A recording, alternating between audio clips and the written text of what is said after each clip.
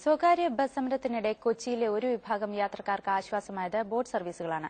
എന്നാൽ ആവശ്യത്തിന് സർവീസുകളില്ലാത്തതിനാൽ ബോട്ട് ജെട്ടികളിലും യാത്രക്കാരുടെ തിരക്കായിരുന്നു. ഫോർട്ട് കൊച്ചി, മട്ടാഞ്ചേരി, വൈപ്പിൻ ഐലൻഡ് എന്നിവിടങ്ങളിലേക്കുള്ള പതിവ് യാത്രക്കാരെ കൂടാതെ സമരത്തെ തുടർന്ന് എത്തിപ്പെട്ടവർ കൂടിയായപ്പോൾ ബോട്ട് ജെട്ടിയിൽ നീണ്ട ക്യൂ. വിദേശികളുടെ ഒരു സംഘം കൂടി എത്തിയപ്പോൾ തിരക്ക് പിന്നെയും കൂടി. നിലവിൽ ഫോർട്ട് കൊച്ചി, മട്ടാഞ്ചേരി, വൈപ്പിൻ ഐലൻഡ് എന്നിവിടങ്ങളിലേക്ക് 6 ബോട്ടുകളാണ് സർവീസ് നടത്തുന്നത്.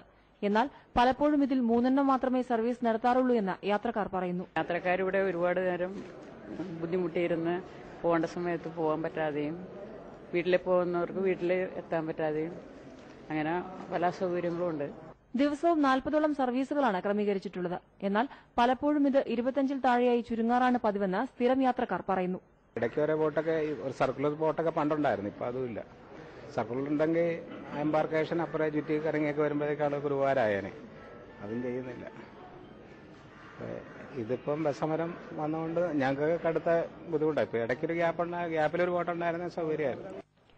നിലവിലുള്ള സർവീസുകൾ അപര്യാപ്തമാണെന്ന് ചൂണ്ടിക്കാണിച്ച് പലതവണ പരാതി നൽകിയെങ്കിലും നടപടിയുണ്ടായില്ല. ഇതിനെതിരെ ശക്തമായ സമരപരിപാടികളിലേക്ക് നീങ്ങുമെന്ന് ബോട്ട് ജെട്ടിയിൽ സൂചനാധർണ നടത്തിയ സമരസമിതി നേതാക്കൾ പറഞ്ഞു. കേരളത്തിന്റെ വാണിജ്യ കേന്ദ്രമായിരുന്ന, തുറമുഖ കേന്ദ്രമായിരുന്ന, ഉൽപാദന പ്രവർത്തനത്തിന്റെ കേന്ദ്രമായിരുന്ന പശ്ചിമ കൊച്ചി പൂർണ്ണമായും തകർന്നിരിക്കുകയാണ്, അവഗണിച്ചിരിക്കുകയാണ്. ഇത് വലിയ ഗുരുതരമായ ഒരു അവഗണനയാണ്. ഇതിനി താങ്ങാൻ പറ്റില്ല. നൂറുകണക്കിന് ജനങ്ങൾ അവിടെ ബോട്ട് കാത്ത് ക്ഷമയോടെ എത്തിയിരിക്കുകയാണ്. ഈ ക്ഷമ ഇനി തുടരാനാവില്ല. അധിക നാളിതും താങ്ങാൻ ഞങ്ങൾ അംഗീകരിക്കില്ല. തീർച്ചയായിട്ടും അധികാരികളുടെ അവഗണനയും അവജ്ഞയും അവസാനിപ്പിച്ചില്ല എങ്കിൽ അതിശക്തമായ അതിബൃഹത്തായ പ്രക്ഷോഭങ്ങളും ഉപരോധങ്ങളും തുടങ്ങി വയ്ക്കാനാണ് പശ്ചിമ കൊച്ചിയിലെ മുഴുവൻ ജനങ്ങളും തീരുമാനിച്ചിരിക്കുന്നത്. എറണാകുളത്തെ വ്യാപാര വ്യവസായ സ്ഥാപനങ്ങളിലെ ജീവനക്കാരാണ് ബോട്ടുകളെ ആശ്രയിക്കുന്നതിൽ നല്ലൊരു പങ്കും.